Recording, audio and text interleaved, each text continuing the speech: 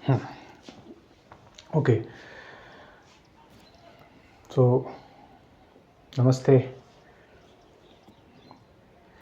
प्यारे स्टूडेंट्स। तो एक क्लासेस में आपका फिर से स्वागत है डॉक्टर अरुण के द्वारा।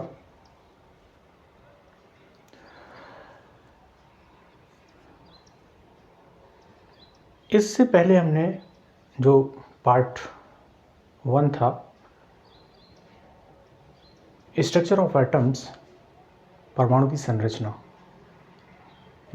संरचना में, और उसका जो अंतिम फर्स्ट पार्ट का भी जो अंतिम हिस्सा चल रहा था वो था E/m रेशियो, यानी कि चार्ज और मास का रेशियो।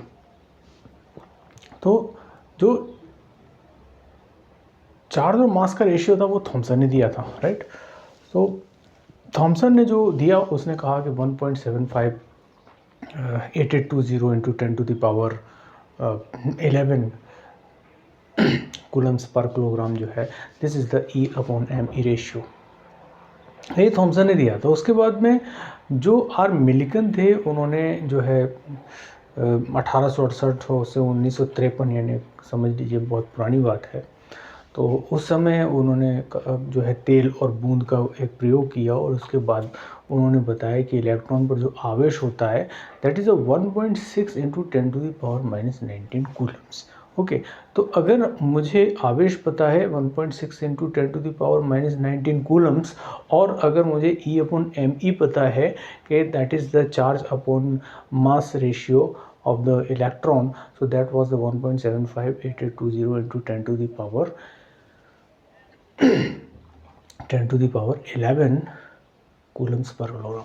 सो ठीक है, ये दोनों चीज़ें अगर मुझे पता है, E/me का रेशियो पता है, मुझे जो है चार्ज का पता पड़ गया, तो मुझे क्या करना है, अब मास ऑफ इलेक्ट्रॉन्स पता चल सकता है। तो वो कैसे चलेगा? सो ये जो है this is the charge of the electron 1.6 into 10⁻⁻19 Coulomb's, और दिस E/me बराबर E/me रख दिया मैंने।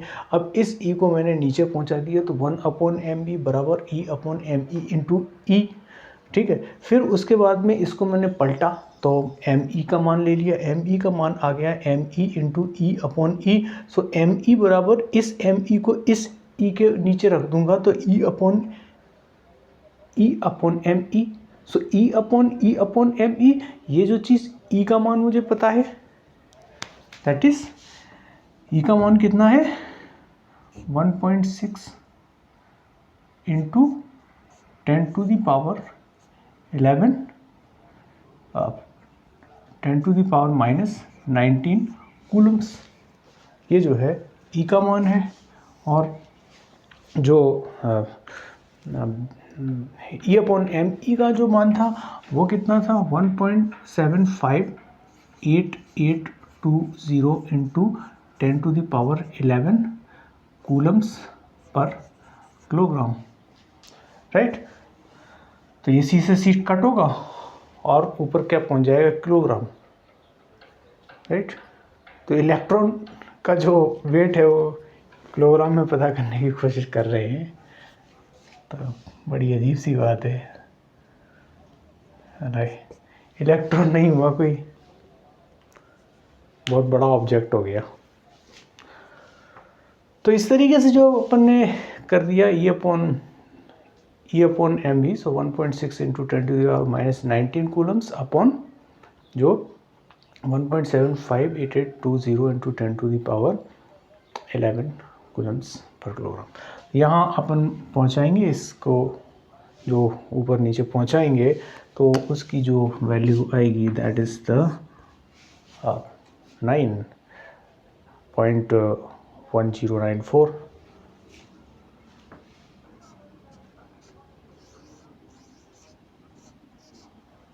Okay, into 10⁻31।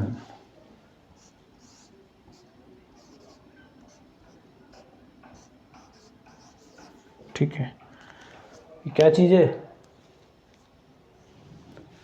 ये क्या चीज़ है दादू? इलेक्ट्रॉन का वजन है ये। कितना वजन होता है इलेक्ट्रॉन के अंदर? 9.1094 into 10 to the power minus 31 kilogram. ठीक है, सो 9.1094 into 10 to the power minus 31 kilogram, this is the mass of electron.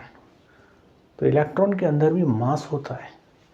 Normally upon imagine कर रहे हैं कि प्रोटॉन और न्यूट्रॉन है, दैट इज़ द न्यूक्लियस, और इलेक्ट्रॉन्स वैसे ही घूम रहे हैं, लेकिन उनका भी अपना एक मास है। और वो कितना मास है? That is the 9.1094 into 10 to the power minus 31। तो इस तरीके से तीन चीज़ें हमारे सामने आ गई। एक तो E/m E ratio, that was 1.758820 into 10 to the power 11 coulombs पर किलोग्राम। दूसरी तरफ हमारे पास था charge of the electron, that was 1.6 into 10 to the power minus 19 coulombs, right.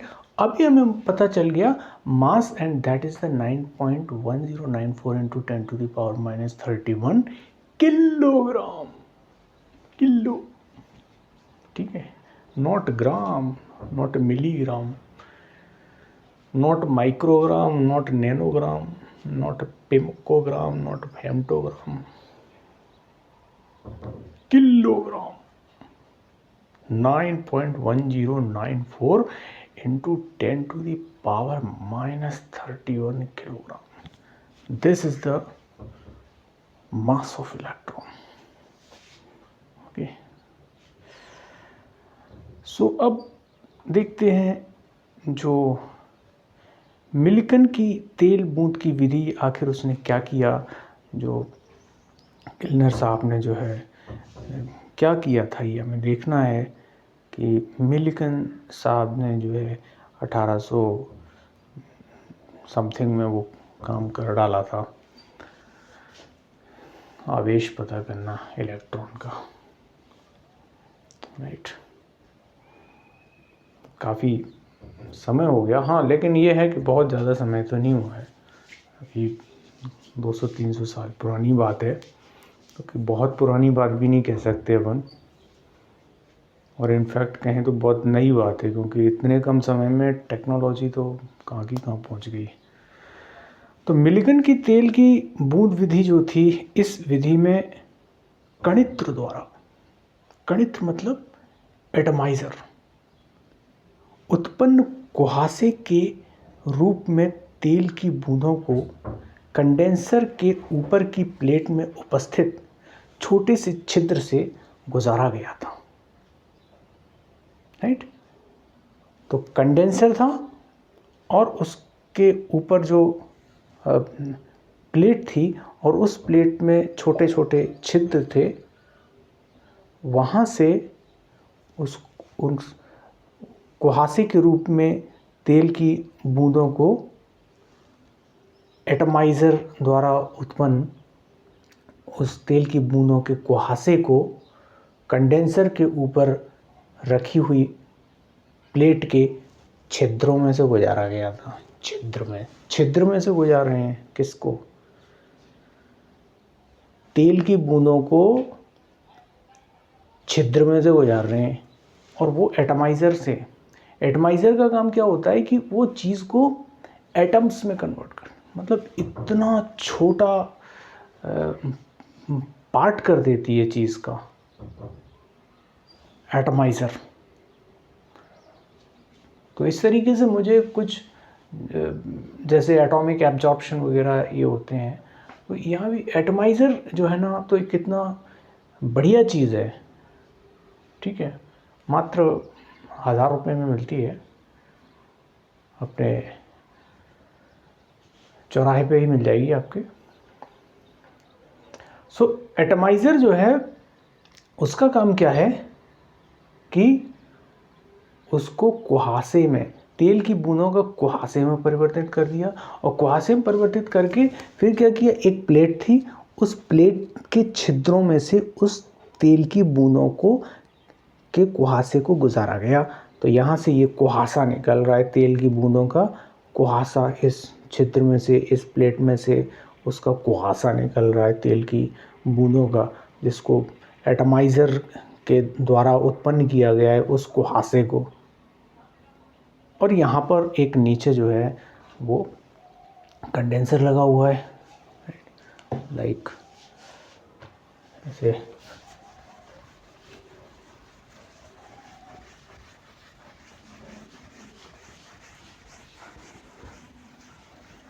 Okay, so suppose यहाँ पे ये आपने एक ले लिया प्लेट, ठीक है, ये आपने एक प्लेट ले ली और यहाँ पर जो इसके बीच बीच में जो छिद्र हैं उसमें से किस चीज़ को गुजारा जा रहा है,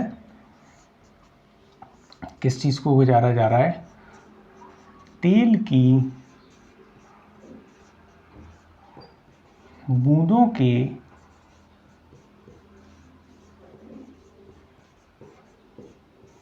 कुहासे को। तो तेल की बूंदों के कुहासे को इसमें से गुजारा जा रहा है और वो तेल की बूंदों का जो कुहासा है उसको किस उस कुहासे को किस चीज़ के द्वारा बनाया गया था, तो उस चीज़ को बनाया गया था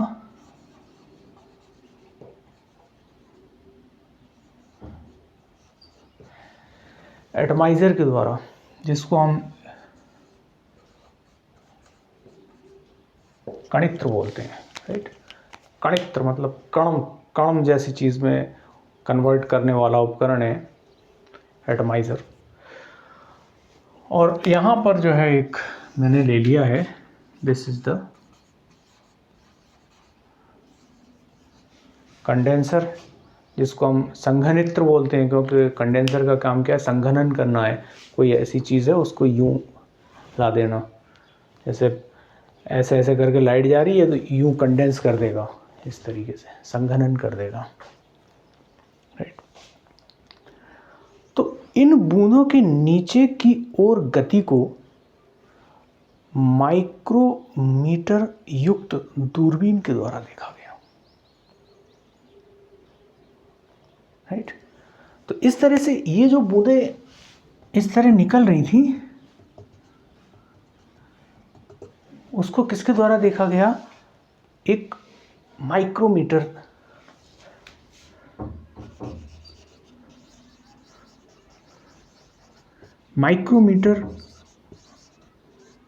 टेलीस्कोप है। इस टेलीस्कोप के द्वारा देखा गया। टिंग देखेंगे, हम देखेंगे क्या देखेंगे, क्या देखेंगे, उन तेल की बूंदों के कुहासे को किसके द्वारा देखना है, मुझे देखना है, मुझे देखना है किसके द्वारा, माइक्रोमीटर, माइक्रोमीटर, राइट। सो मुझे देखना है माइक्रोमीटर युक्त टेलीस्कोप के द्वारा, यानी बहुत ही कम माप को वो नाप रहा है। दूरबीन जो है उसको बहुत ही कम माप को नाप पा रहा है। सो इन बूंदों के गिरने की दर को मापकर मिलिकन तेल की बूंदों के द्रव्यमान को माप सके, राइट। तो इन बूंदों की गिरने की रेट क्या है, किस रेट से वो बूंदें गिर रही हैं, तो मिलिकन ने कह दिया हाँ इन बूंदों का द्रव्यमान जो है वो इतना है, राइट। अगर ज़्यादा रेट से गिर रही है तो क्या इफ़ेक्ट होगा, तो वो तेल की बूंदें कम रेट से गिर रही हैं तो क्या इफ़ेक्ट होगा, ये चीज़ हमें उसने तेल की बूंदों का एक प्रयोग किया था।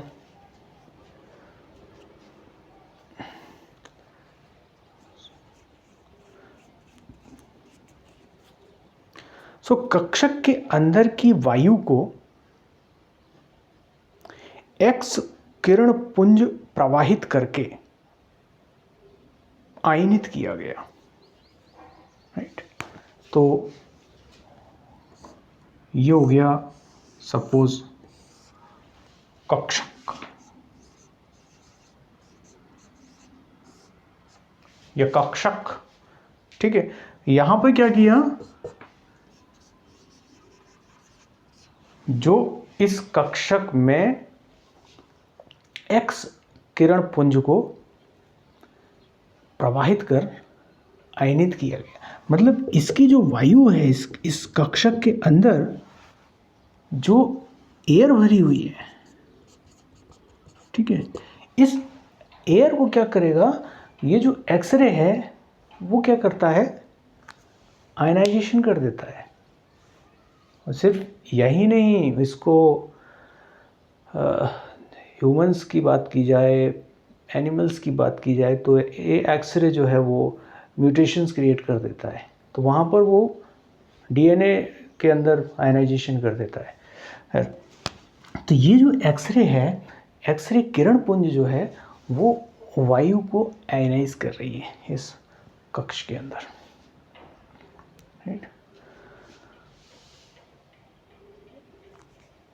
तो गैसीय आयनों तथा तेल बूंदों के संघट्ट से तेल बूंदों पर विद्युत आवेश उत्पन्न हुआ। तो यहां पर इस कक्षक के अंदर मैंने ये जो वायु है इस पर एक्सरे डालकर इसको आयनाइज कर दिया गया। अब जो आयंस थे, ये जो आयंस हैं और ये जो तेल की बूंदें यहाँ से आ रही हैं उस कक्षक में से, सब कुछ डिफरेंटली बना देता हूँ यहाँ सेपरेटली समझने के लिए। यह कक्षक हो गया, यहाँ पे मैंने एक्सरे डाली, ये जो वायु है वो आयनाइज हो गई आयंस में, और इस कक्षक के अंदर से ही मैं क्या कर रहा हूँ, ऑयल ड्रॉपलेट्स डाल रहा हूँ, राइट। तो जब ये जो ऑयल ड्रॉपलेट्स और जो चार्ज है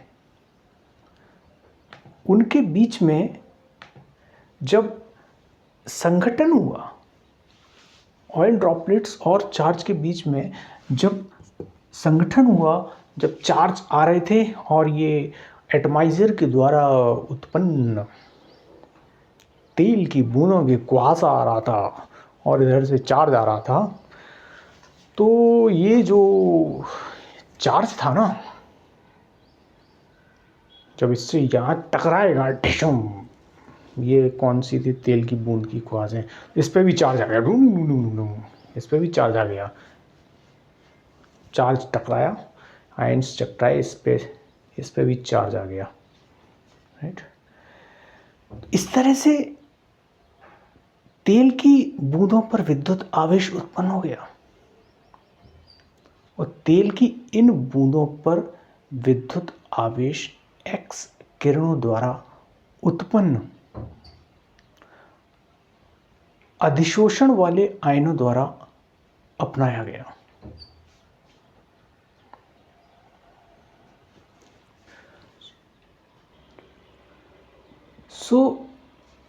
जो तेल की ये जो बूंदें थी, इन पर विद्युत आवेश एक्स किरणों द्वारा उत्पन्न अधिशोषण वाले आयनों द्वारा अपनाया गया है, राइट। तो जब कोलिजन हुआ, संघट्ट हुआ तेल की बूंदों का और एक्सरे किरण द्वारा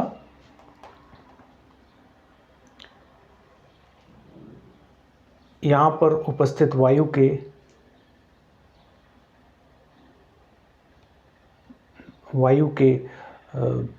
आयंस में चेंज होने के कारण, तो यहाँ पर क्या है, एक्सरे ने क्या किया, यहाँ पे एक्सरे ने क्या किया, एक्सरे ने यहाँ पे एक्सरे निकाली, यहाँ पर इस एरिया में क्या है, वायु भरी हुई है, ये वायु को क्या करेगा, एक्सरे आयनाइज कर देगा।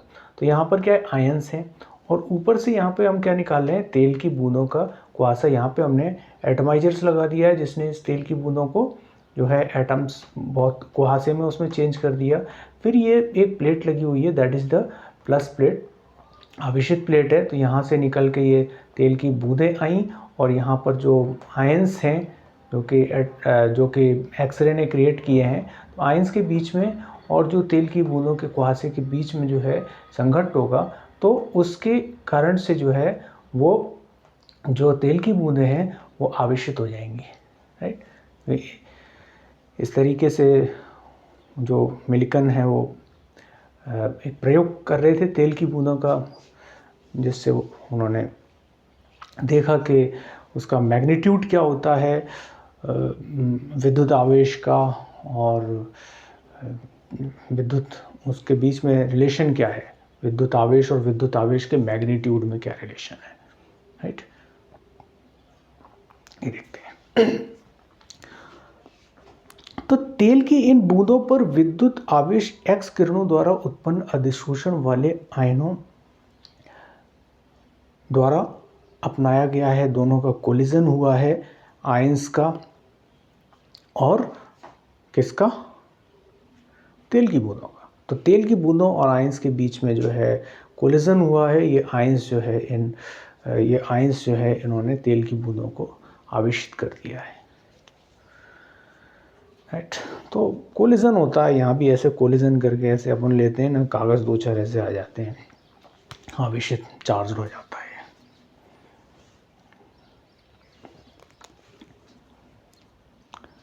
तो इन आवेशित तेल की बूंदों का गिरना रोका जा सकता है कि ये आवेशित बूंदें जो है वो गिरे ही नहीं। उसका जो स्पीड है उसको बढ़ाया जा सकता है, त्वरित किया जा सकता है, अथवा वहीं पर वो आवेशित बूंदें रहें एक स्थान पे, उसको स्थिर किया जा सकता है, right.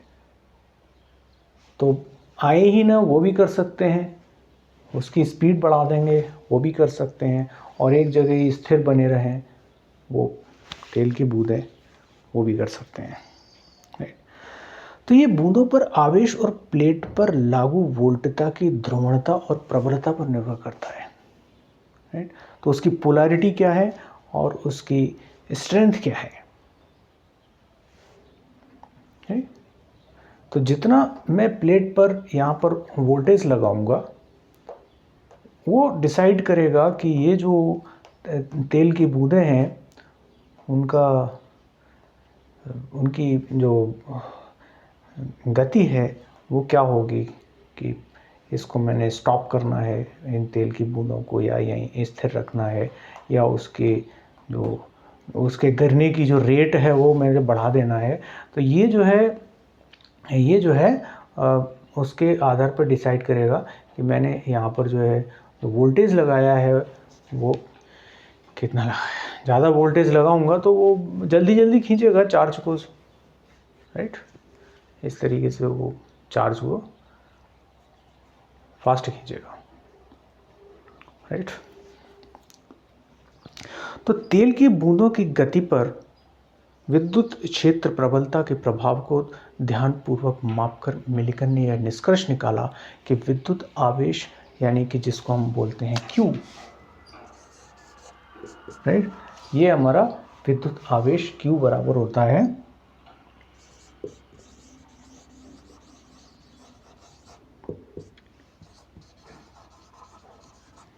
Electrical charge, right, this is Q। यहाँ पर ये जो है विद्युत आवेश Q का परिमाण, यानी मैं इसका मैग्नीट्यूड निकालना चाहता हूँ। इलेक्ट्रिक चार्ज का जो मैग्नीट्यूड है उसका जो परिमाण है, कितना विद्युत आवेश लेके बैठ गई ये तेल की किरणें, कितना जो है उसका मैग्नीट्यूड है, कितना उसका परिमाण है, उस इलेक्ट्रिकल चार्ज का कितना आवेश पकड़ के बैठ गई वो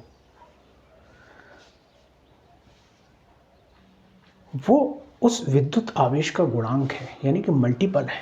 यानी विद्युत आवेश क्या था, E, इलेक्ट्रिकल चार्ज जो है वो है E, दिस इज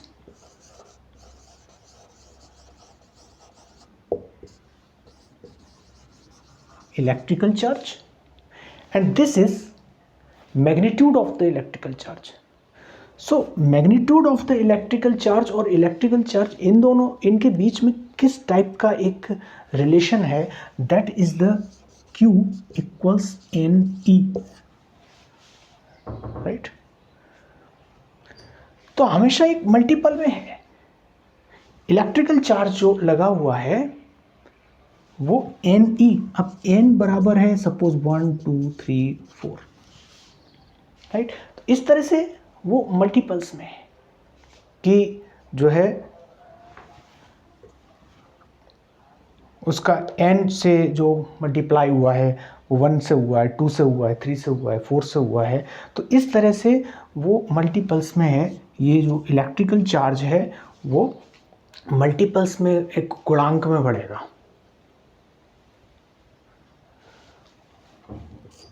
तो जो मैग्नीट्यूड ऑफ इलेक्ट्रिकल चार्ज है वो इलेक्ट्रिकल चार्ज के गुणांक में बढ़ता है, Q बराबर NE. तो ये जो है मिलिकन ने प्रयोग किया था. तो आवेश जो E है, this is the electrical charge. आवेश जो E है उसका मापन मिलिकन का तेल की बूंदों का उपकरण जो है ये हमें बताया गया है, जिसमें एक नेगेटिव प्लेट है, जिसमें एक पॉजिटिव प्लेट है. एक्स रेज यहाँ से निकल रही हैं, यहाँ से ये तेल की बूंदें हैं. इस एटमाइजर ने इन तेल की बूंदों को कुहासे में चेंज किया है, यहाँ से वो निकाल रहे हैं. आयंस और तेल की बूंदों के बीच में टक्कर हो रही है. उन टक्कर से जो है आयंस से तेल की बूंदों पर आवेश जा रहा है और वो जो गिरने की दर है उसको डिसाइड किया जा रहा है इसके वोल्टेज के द्वारा. तो ये जो वोल्टेज जिस तरह से हम लगाएंगे वो डिसाइड करेगा कि वो जो तेल की बूंदों पर जो गिरने की रेट है वो कितनी होगी, राइट. तो यहाँ पर इस कक्षक में गतिमान तेल की बूंदों पर जो कार्यकारी बल हैं, कौन कौन से ऐसे फोर्सेस हैं जो इस कक्ष में इस कक्ष में जो है वर्क करते हैं, कौन से फंक्शनल फोर्सेस हैं जो कि इस कक्ष में वर्क कर रहे हैं, राइट. तो जो ऑयल ड्रॉपलेट का जो उपकरण है, इंस्ट्रूमेंट, कौन से फोर्सेस जो हैं यहाँ पे वर्क कर रहे हैं जब तेल की बूंदें नीचे गिर रही हैं, राइट. जो तेल की बूंदें नीचे गिर रही हैं उस पर कौन से फोर्सेस वर्क कर रहे हैं. तो एक तो गुरुत्वाकर्षण बल है, ठीक है. दूसरा विद्युत क्षेत्र के कारण विद्युत स्थैतिक बल, राइट. तो एक तो ग्रेविटेशनल फोर्स है, ज़मीन तो अपने नीचे खींचती है चीज़ों को. दूसरा जो है इलेक्ट्रोस्टैटिक फोर्स है कि जो मैंने क्रिएट किया है वो फोर्स कितना है वो जो है डिसाइड कर रहा है तेल की बूंदों को खींचना, नीचे की तरफ गिरना जो है वो डिसाइड कर रहा है विद्युत स्थैतिक. और तीसरा है श्यानता तालाकर्षण बल. So this is the viscous drag force, right. तो विस्कस ड्रैग मतलब अगर एक विस्कोसिटी है तो वो विस्कोसिटी भी एक उस चीज़ को खींचती है, ड्रैग करती है. तो 3 फोर्सेस यहाँ पर वर्क कर रहे हैं उन तेल की बूंदों को कि वो नीचे जो आएंगी वो तेल की बूंदों को कौन कौन सी चीज़ें डिसाइड करेंगी, राइट. तो एक तो ग्रेविटेशनल फोर्स डिसाइड करेगा. दूसरा जो इलेक्ट्रोस्टैटिक फोर्स है, जो इलेक्ट्रिकल फील्ड मैंने लगाया है उसके कारण से जो इलेक्ट्रोस्टैटिक फोर्स लगा है उस इलेक्ट्रोस्टैटिक फोर्स के कारण वो गिरने की रेट दिखाई देगी. दूसरा जो है एक विस्कोसिटी है उसके कारण भी जो है तेल की बूंदें के गिरने की गति प्रभावित होगी, right. So there are 3 forces, gravitational force and electrical field के कारण डेवलप्ड इलेक्ट्रोस्टैटिक फोर्स, और तीसरा जो है वो हो गया हमारा विस्कोसिटी ड्रैग फोर्स, राइट. तो ये जो है एक एक्सपेरिमेंट किया था मिलिकन ने चार्ज को पता करने के लिए.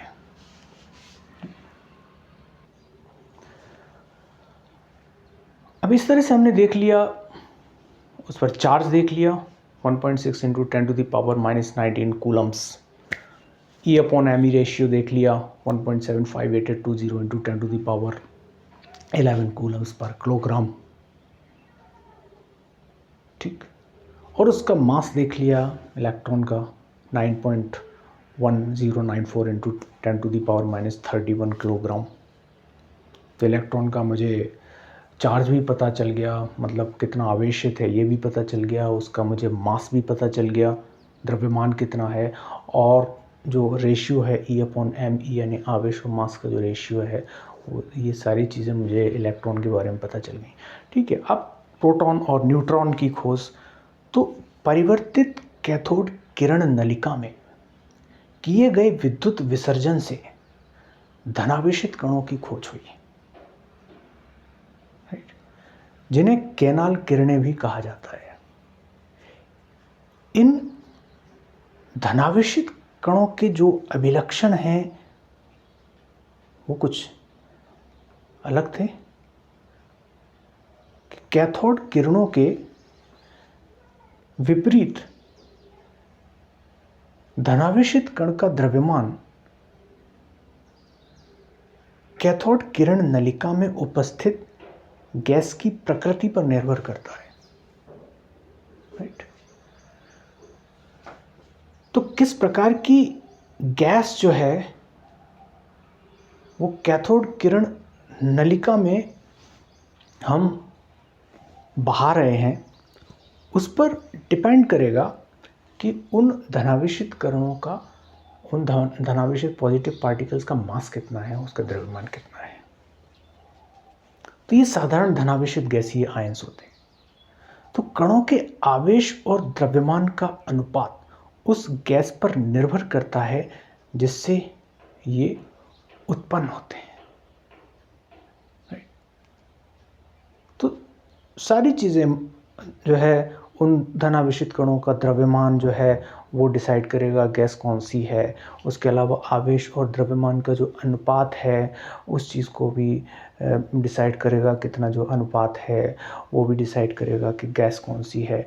और कुछ धनावेशित कण विद्युत आवेश की मूल इकाई के गुणक होते हैं, राइट। तो जैसे कि यहाँ पे हमने देखा था मैग्नीट्यूड ऑफ इलेक्ट्रिकल चार्ज जो है वो दैट वाज द NE, यानी मल्टीपल्स में हो रहा था, इलेक्ट्रिकल चार्ज है, सो उससे हम मैग्नीट्यूड, उसका परिमाण प्राप्त कर रहे थे विद्युत आवेश का।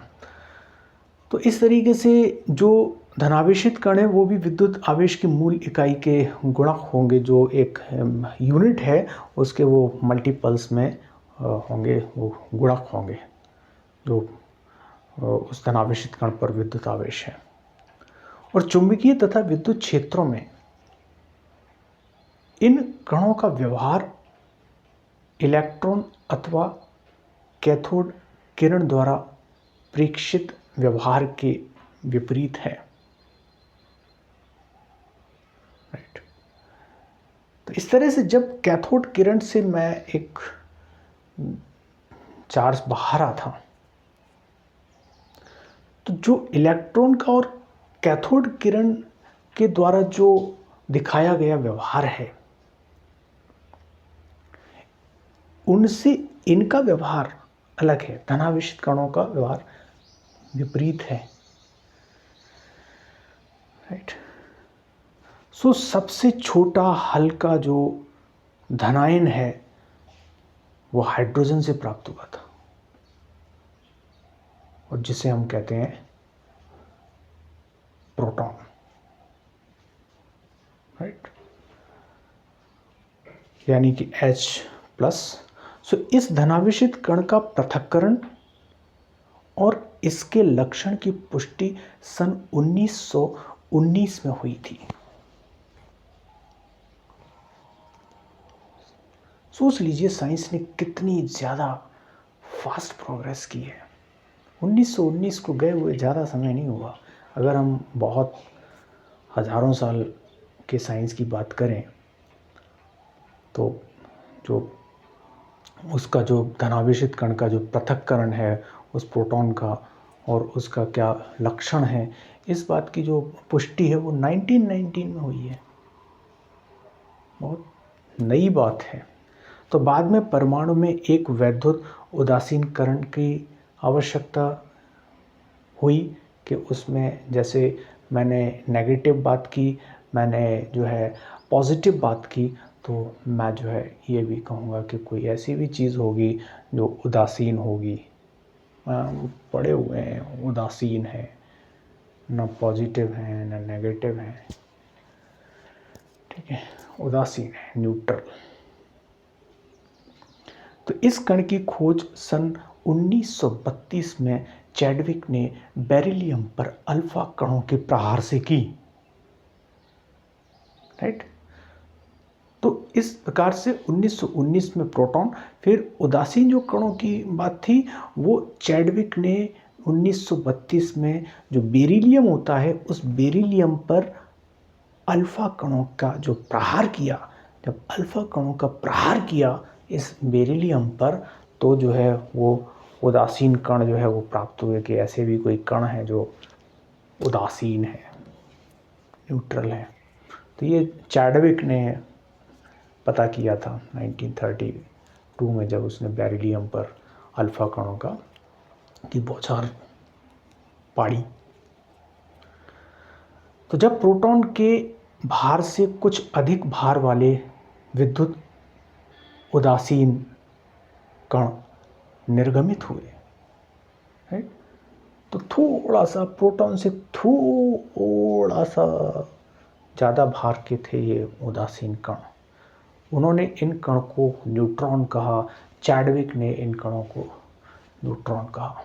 जब बेरिलियम पे डाला क्या, अल्फा कण, तो जो निर्गमित हुए उससे वो थे उदासीन कण, और उन उदासीन कणों को जो है क्या कहा गया, उन उदासीन कणों को न्यूट्रॉन कहा गया। तो इन मूल कणों के महत्वपूर्ण जो गुण हैं वो भी हम देखेंगे, और अब जो परमाणु के जो मॉडल्स हैं वो भी हम आगे के पार्ट में देखेंगे। एटॉमिक स्ट्रक्चर के जो नेक्स्ट पार्ट यानी कि थर्ड पार्ट होगा उसमें हम वो सारी चीज़ें देखेंगे।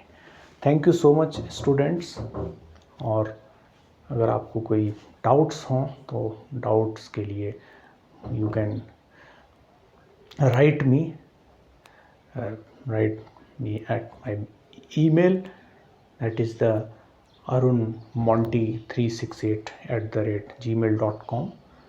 सो इसको स्पेल कर दूं तो सब लोअर केस में ही है, arunmonty368@gmail.com।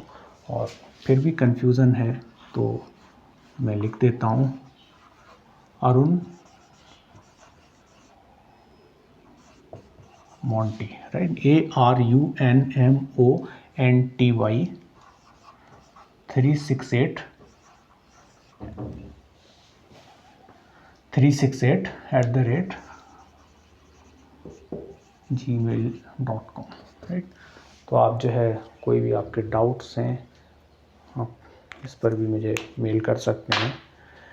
I will solve your problem. Okay, bye.